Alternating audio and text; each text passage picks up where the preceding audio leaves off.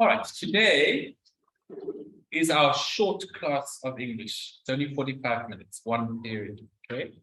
And usually we're going to use this period to concentrate on specific areas of writing or reading, okay? So this isn't related, these classes on a Monday are not related to the Wednesday lecture, okay? It's not like in fundamentals where the lecture on Tuesday happens and then we continue where we left off on Thursday, okay? This one is like a separate stream where we just work on specific issues of writing and specific issues of reading, okay? Our goal in these lectures is to improve our academic style of writing. Now, some of you are quite good at writing in English already. Some of you are not so good. That doesn't matter, because all of you are still learning to write in academic style, okay? Academic style is quite different to the kind of style that you would speak to each other with in English, or if you would write a WhatsApp message to each other in English. Academic style is quite different, okay? So every week we will learn something slightly different and then practice it. And every week we will do some writing, okay? All right, so today we're going to learn two things, and then we're going to practice them. We're going to learn about quotation marks and about apostrophes. And the reason that I want to start with this is last semester, when we were doing those reading worksheets, I noticed that almost all of you did not know what the conventions of quotation marks and apostrophes are in particular circumstances. Some of you know some of the rules, but not all of them. So I'm going to go over those conventions with you so that you can learn them and start to use them in your writing. So we're going to start with quotation marks and how you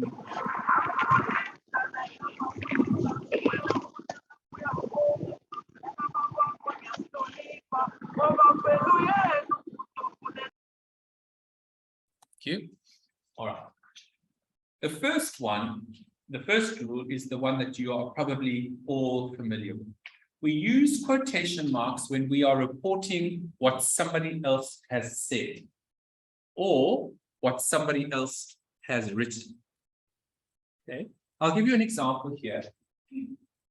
Let's say you know somebody called Sia. And Sia says, "Today is my birthday." If we want to report that, Sia said,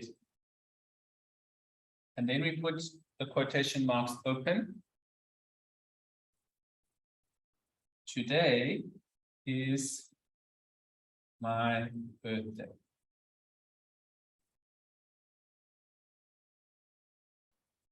We use his exact words inside there. If he said, "Today is my birthday," then we'd have to say, "Today is my birthday." Okay, if you are reporting exactly what somebody said, you must include everything that they said. Okay. Likewise, if you read something, let's say you've been reading a story like My Father's Eyes, and you want to include something that the author said, and you want to put it in exactly, then you use quotation marks. But I want to show you some important things here. Sia said, then we put comma. Okay, there is, you can also write this. Sia said. You know what this is? Who knows what that punctuation is for?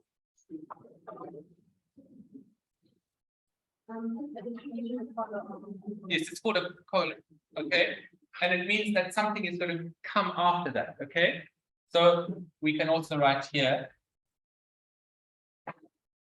today is my birthday.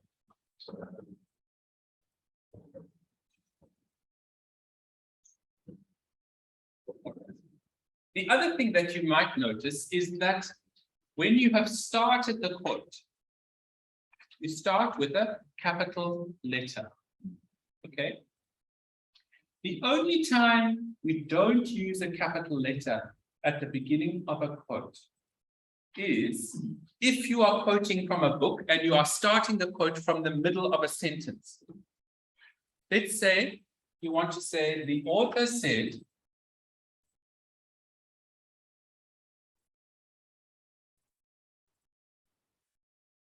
we put the comma and we open the quotation marks. Then we use this thing, 3 dots. Have you ever seen 3 dots before like that in a row? What does that mean if there are 3 dots in a row? You've left something out, okay? It means you've left something out, okay?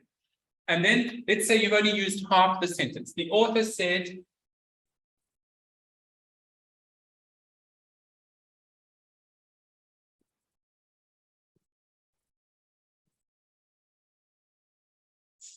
this is important.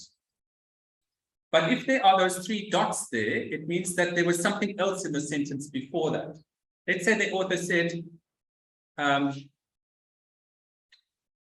the piece of music is 5 minutes long and this is important. That was his whole sentence, okay? But you just want to say, this is important.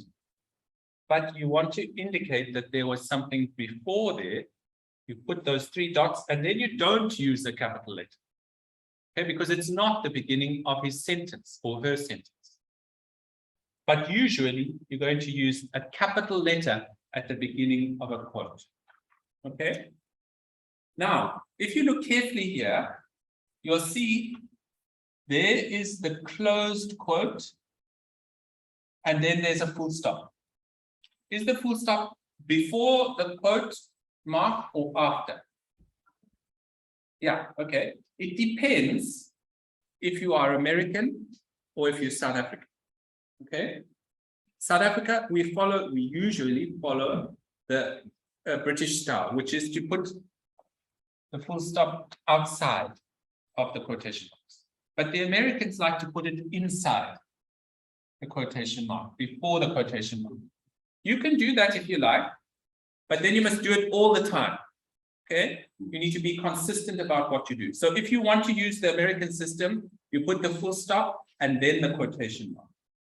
If you want to use the South African system, you put the quotation mark and then the full stop. Okay? Agree? Yes, but then you must always choose the one that you are going to use. So if you're going to use the American system, you must always use the American system. If you're going to use the South African system, you must always use the South African system. Okay? All right. Note this here, the comma and the colon, you must use that before you start a quotation, okay? Especially if you said, the author said, or seer said, or somebody said, then you put a comma, okay? All happy with that? Now that's the one that you are probably most familiar with.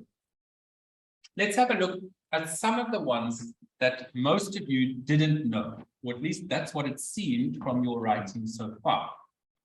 The second time that we can use quotation marks is when we are writing the title of a song or a poem or a story or an article.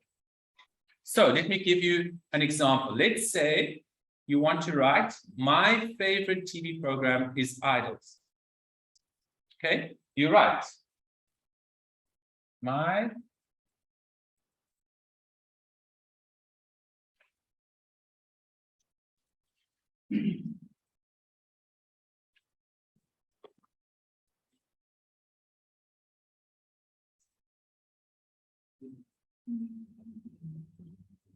there it is. My favorite TV program is Idols. Now I know when I'm reading this, if I didn't know that there was a program called Idols, and I read this, I would know immediately that Idols is the title of the TV program.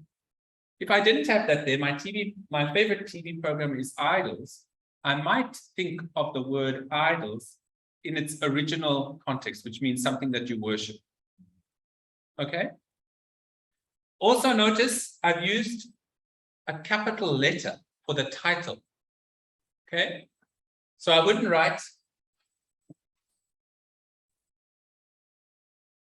idols like that. Okay, if you are using the name of a song or the name of a poem or a story or article, you use a capital letter. Like, do you remember my father's eyes? Okay, if I wanted to write that, my father's eyes. What do you notice about that? Capital letter for each word. Okay, when you are writing a title, every word in the title receives a capital letter, except and, but, or, the short little letters. Okay, so when you are writing the title, it should be in quotation marks, and each of the letters is with a capital. Okay, if I wanted to write this in the American way, what would be different here? Yes, program would be different. I would write program like that. What else would I change? The full stop. I would put the full stop there before the commas. Okay, the inverted commas. Quotation. Okay. Did you know that there are two ways of spelling program? Now you do. South African way is with an extra M and an E. Program. But the American way is just like that. Okay. Now you know. Okay. So that's the second one. When you are writing the title of something.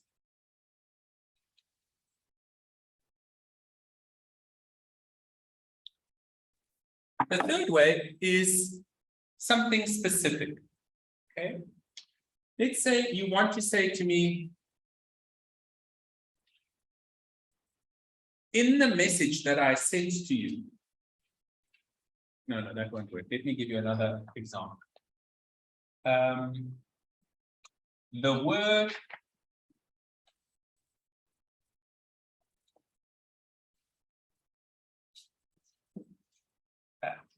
so you just spell this correctly.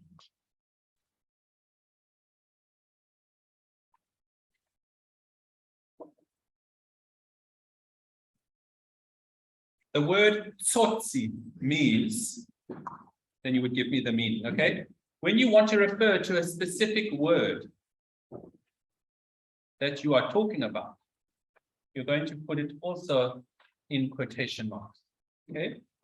So let's say you want to say something like,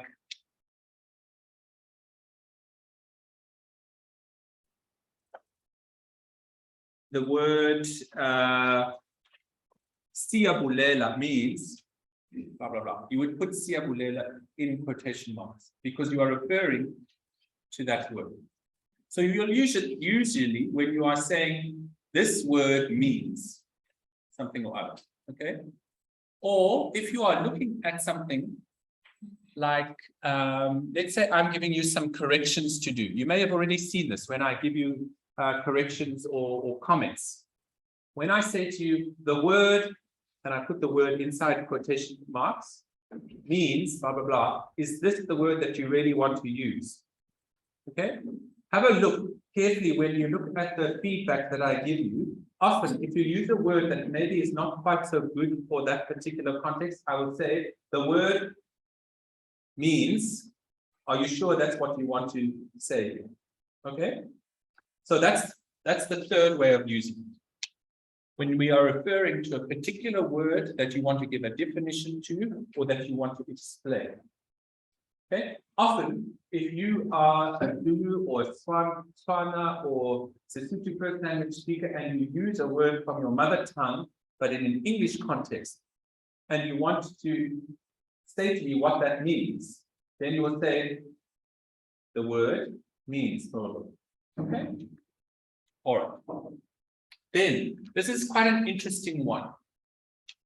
When you doubt a word is really true, I'll give you an example and you can see if you can work out what it means.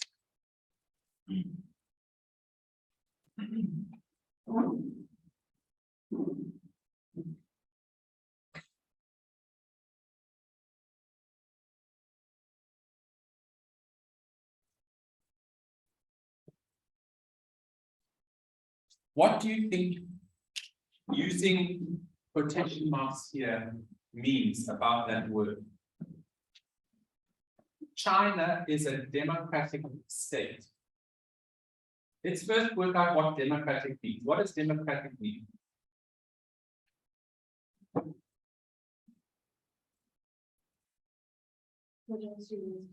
The majority rules, okay? The people rule. And they're usually ruled by voting people in, okay? China. Does the majority rule in China? On paper, the majority rules because the Chinese Communist Party is the majority party. But imagine if it's illegal to join any other political party.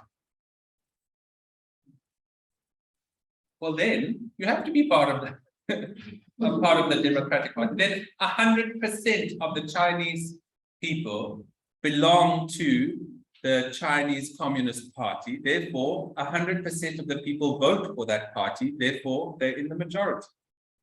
So when I use that word democratic, it means that I don't actually believe that. Okay? Or I'm casting doubt on that word. Okay? You might say this. Let's say you know somebody who you call your friend. But that friend, you discover that that friend has said something nasty behind your back. You might write to some of your other friends, I thought so-and-so was my friend. Okay? Do you see what I mean? That's when you can also use quotation marks. Okay?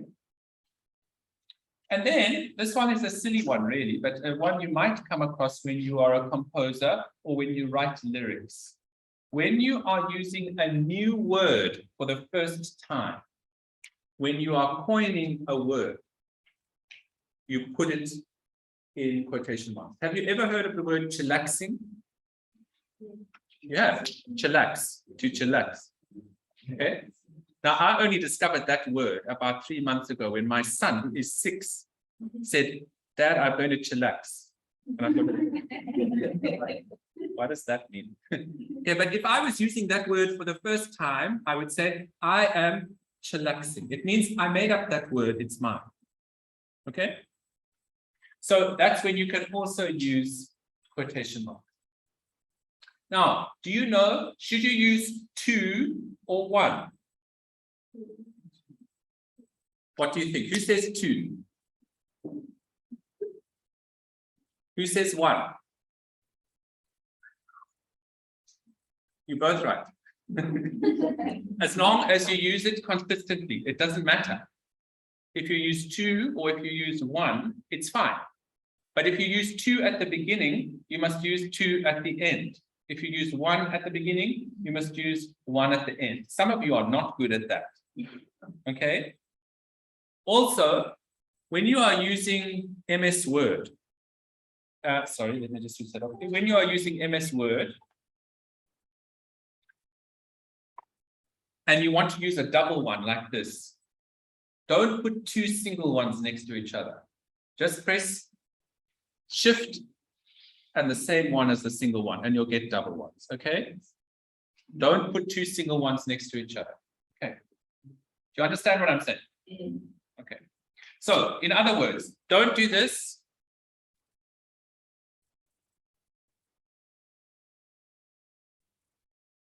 Okay? 2 at the beginning, 1 at the end.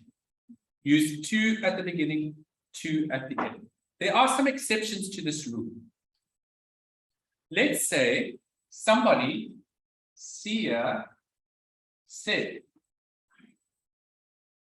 The word tsotsi means, and he's telling us what tsotsi means. But now we want to follow the convention that we have to make that word, because it's a word that we are defining, we want to put it in quotation marks. But I've got double ones here, double ones there, double ones here, double ones here. It can be confusing. So when you've got quotation marks inside quotation marks, then you use the other one. So if you're using 2 here, you use 1 there, and then you close it off with 2. It means that this is a little thing inside the bigger thing. You with me? I could also do this. If I've decided that I'm going to use single ones at the beginning and the end, then I use a double one here. Okay? You with me? Okay. So those are quotation marks. Now, let's have a look at apostrophe. What is an apostrophe? You know it.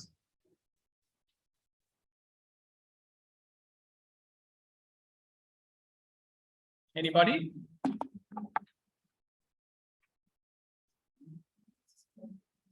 A small comma at the top. And what does it do? What do you do with it? When do you use it? Yes, you can use it to show possession.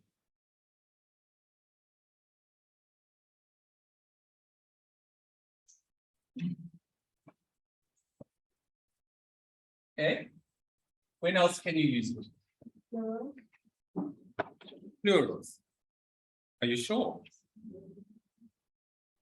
Okay, we'll put that there and we'll see.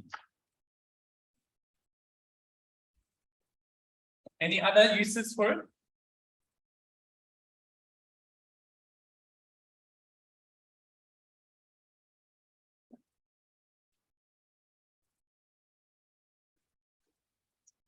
There are some others.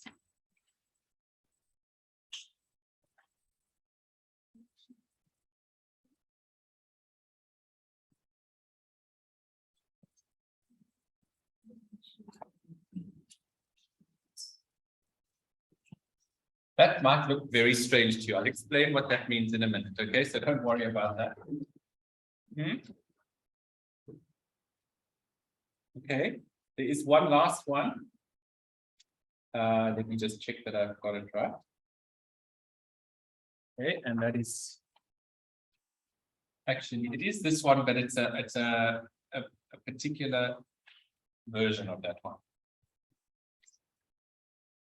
So to show possession, how do I use an apostrophe to show possession? You can give me an example of what that means.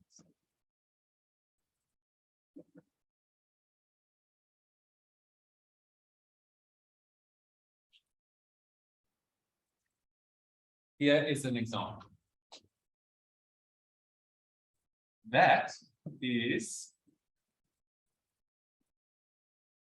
Samke's ball. It tells us that the ball belongs to Samke. Now that's obvious from the sentence, but sometimes the sentence does not make the possession obvious, in which case the apostrophe is very helpful, like this.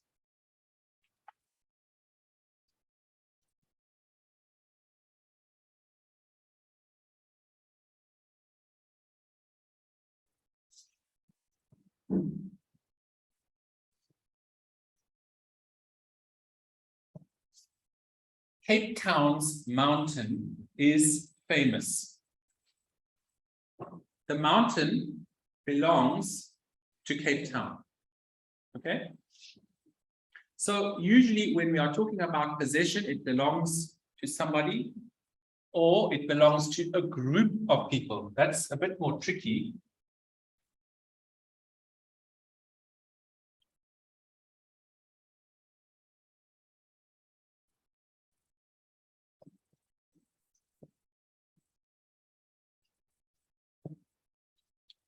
In this sentence, the people's opinion counts. when you have this, it basically means that you've also got this. The peoples, as in a group of people, their opinion, the group of people's opinion counts. Okay? So you can even have the possession of a group of things. Then you have this with, usually you write it without the S there when there's an S at the end. Okay? Like this. Here's another version.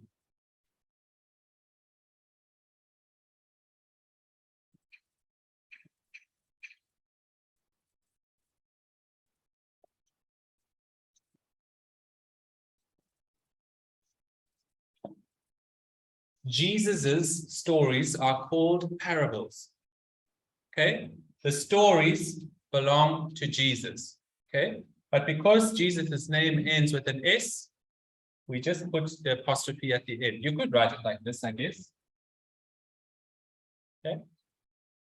That would also be all right. Understand? You happy? Do you know that Jesus' stories are called parables?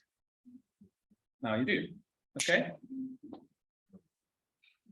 All right. Now, this next one, the second one, is a little bit more challenging. Plural. And I'll show you why. You can only use an apostrophe to show plural in very, very specific circumstances. So here I'll show why.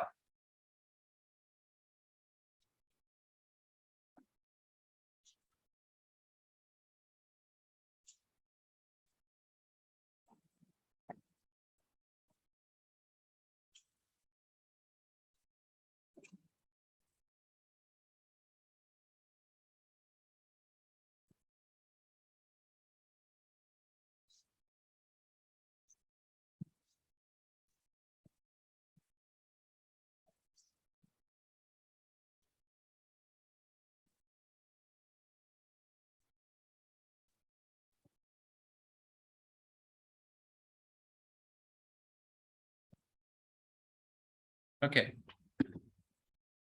In the first one, the word city is in its plural form. The cities are going to change. Okay? They're going to change. I don't know what they're going to change, but they're going to change. Right? The second one says the city's going to change. That means the cities is going to change. One city. Okay? But it belongs to. Okay? The city's going to change. Usually, when we do this, it means city is going to change. It indicates the omission of a contraction. So you've got to be very, very careful about plural. Don't use an apostrophe for plural, except in this one circumstance. When you are speaking about a letter of the alphabet.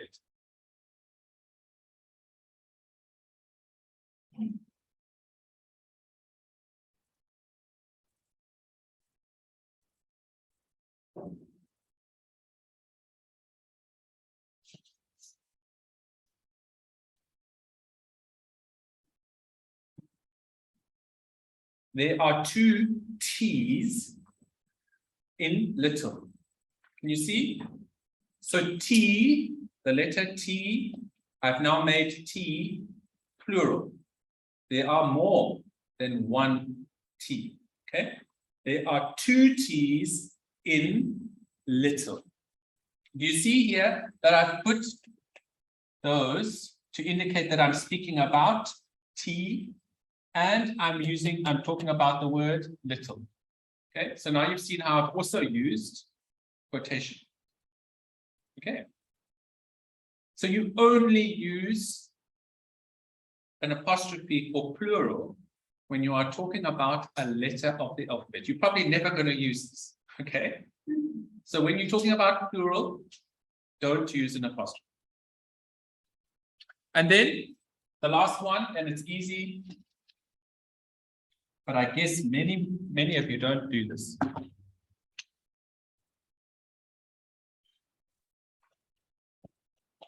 Don't is actually short for do not. The apostrophe shows that I've left out the O. Okay. So those now are the rules for apostrophe. Have we got it? Sort of. Now let's see if you've got it. I'm going to give you a worksheet where you try all of these things out. Okay. The point is, if you make a mistake, it doesn't matter. We're going to learn by making mistakes. Okay. So if you don't get 100% for this worksheet, it doesn't matter. It doesn't count for marks. Okay. But I do want you to try and finish it in class now so that I can see if you understand. If you don't understand, I've got to keep teaching. Okay. All right. So this is double-sided. I want you to start this side, not the side where there's a picture of the sun. Okay. So start on the other side.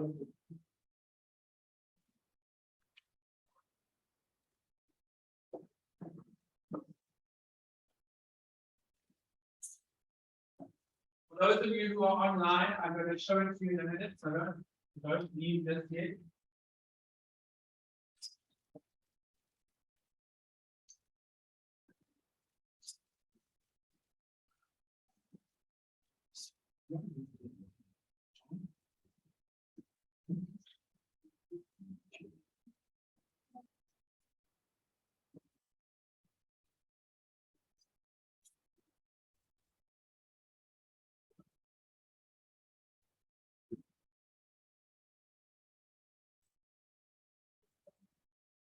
Everybody got? Good. All right. Start working on it. I'm going to walk around the class to check how you're doing. If you need to ask a question, please feel free to do so. All right. Those of you who are online, I'm going to show you what I've just been giving to the students that are here. Let me just find where it is. Sorry.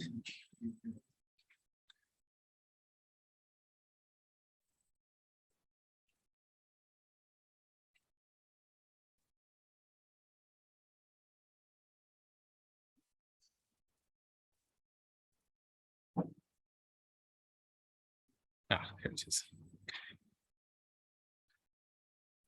I'm going to share the screen with you now. Just bring it to the right place, and then you can start working on this on your own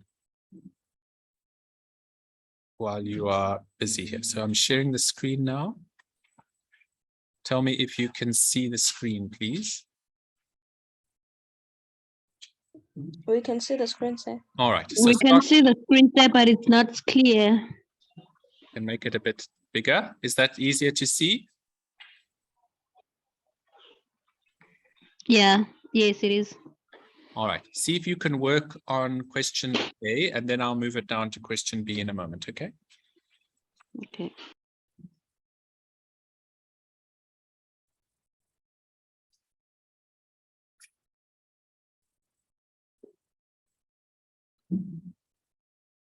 Now for question A and B, it's going to make you think a little bit, all right? So they give you, for example, it says use quote when writing out a word or phrase. Then you've got to find the example which actually demonstrates that on the other side. Okay.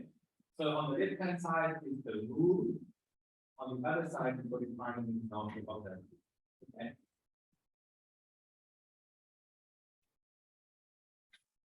All very bored. Sorry. Good for you, I promise.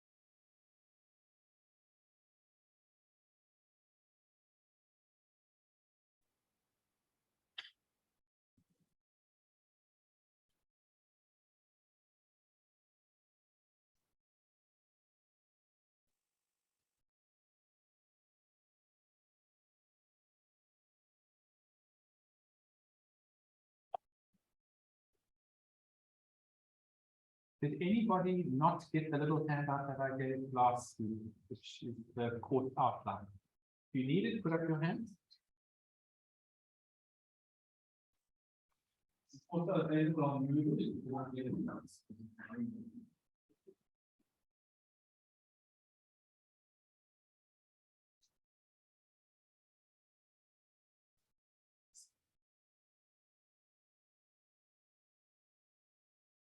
Anybody else need?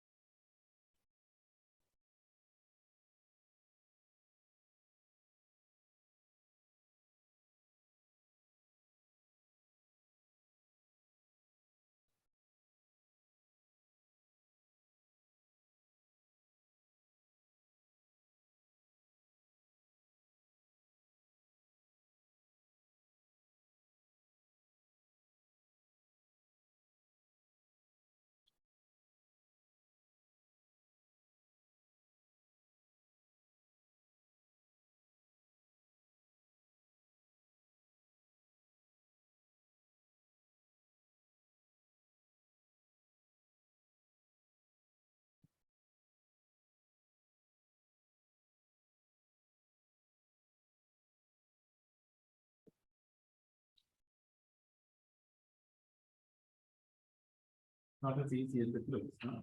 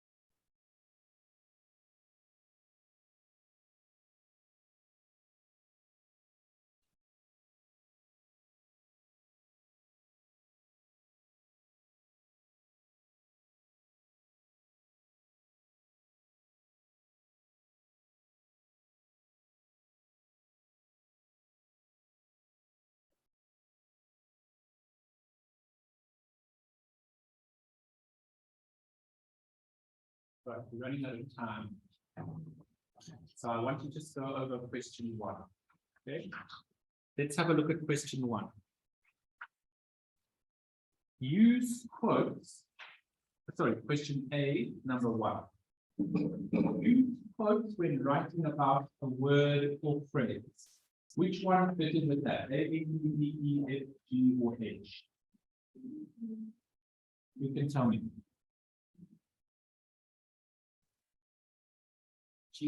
G. Okay. Who said E? Who said A? Who said B? C? D? Okay. Anybody said H? And the correct answer is E. Remember, this is the one where we were talking about one word. Okay, what does something mean? Or this word means something. So if you look at number E, it says, what does the word utmost mean? Okay. The answer for number 1 is E. Number 2, use quotes to show you doubt a word is really true. Which one did you get for that? A. Okay. My friend stole my money. Okay. Number 3, use apostrophes to replace letters in contractions. B. How many of you got B? I think quite a few of you got B. Good. Okay. Use an apostrophe to make a noun possessive. Yes. Good. Well done. F. Use quotes or italics the first time you use a new word or a phrase you have invented. G. I call my dance move the funky hippo. You see that in the next sentence where it says to do the funky hippo. So only the first time you use that, but the second time you don't. All right. Use quotes around the titles of short works like songs, poems, stories, and articles. H. Good. Well done. Never use an apostrophe when making a noun plural except for letters and numbers. D. Yes. You must use quotes when you write someone else's words. Yes. Okay, so you're basically getting there. Some of you got something wrong, doesn't matter. Okay. B is an important one. B is teaching you about being consistent. I don't mind if you use the American system or the British South African system, as long as you use it all the time. Okay? Don't use one and then the other. Okay? Over the page is an important set of exercises. There you'll see ones where you have to add apostrophes where they are needed. Okay? And D is going to be putting all that you've learned into practice. So you see where it says 1, the title of the article is sun. All you have to do is rewrite that sentence and put the quotation marks or the apostrophes in the right place.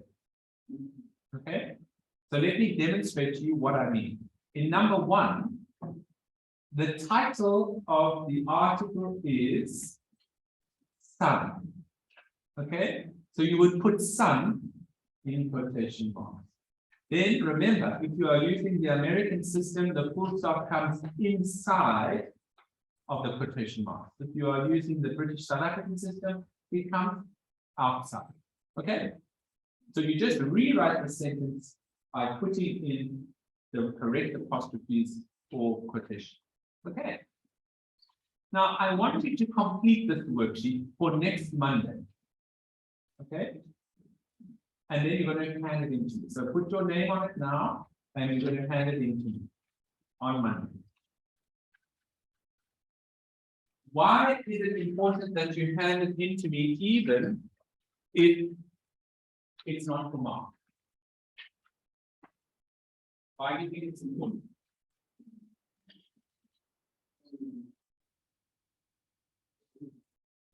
It's so that I know if you have understood. If you haven't understood, that's not a problem. Then I just need to teach those concepts again. But if I don't know that you don't know, then I'm just going to carry on going. Okay. So it's very important. I want to really make this very clear to you. There is no shame in being wrong. There's only shame in being wrong twice. That means making the mistake when you know that it was wrong the first time. Okay? So if you make a mistake, no worries. Then we can work on getting it right. But if you made a mistake and you didn't tell me that, and then you make that mistake again, that's your fault. Okay? Don't be scared about making mistakes. Life is about making mistakes, working out that they were mistakes, and then not doing it again. Okay? All right. Thank you for your time. I'll see you tomorrow for fundamentals.